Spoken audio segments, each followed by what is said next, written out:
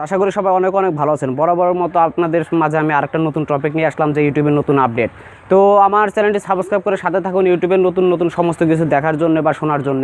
আপনারা যারা টেকনিক্যাল বিষয়ে অনেক কিছু জানার আগ্রহী আছেন, আমার নিচে অনেকগুলো ভিডিও আছে চ্যানেলে, সেগুলো ভিডিও দেখে আসতে পারেন, নতুন নতুন কিছু শিখতে পারেন।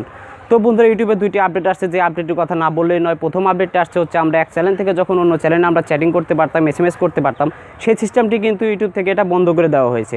এখন বর্তমানে আর নতুন আরেকটি আপডেট আসছে, যেটা হচ্ছে আমাদের যখন চ্যানেলে 1000 সাবস্ক্রাইবার হয় তখন কিন্তু দেখা যায় যে 1K দেখায়, আবার যদি 1012 হয় তখন 1.2K দেখায়। বর্তমানে আগে কি দেখাইতো, পুরো 1200 সাবস্ক্রাইবার দেখাইতো বা 1221 সাবস্ক্রাইবার দেখাইতো। এখন কিন্তু এটা পুরোপুরি দেখাবে না, এখন দেখাবে কিভাবে 1.2 যদি 1200 সাবস্ক্রাইবার, বাকি যে 40টা থাকবে ওর 40টা কিন্তু দেখাবে না। ইউটিউব থেকে এটা নতুন আপডেট নিয়ে আসতেছে।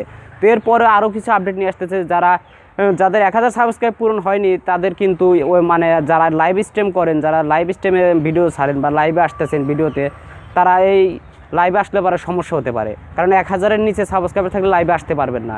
1000-এর উপরে যখন আসবেন তখন দেখবেন যে লাইভ স্ট্রিম আপনার ইউটিউব কমিউনিটি থেকে অটোমেটিক্যালি অ্যাক্টিভ করে দিতে পারে।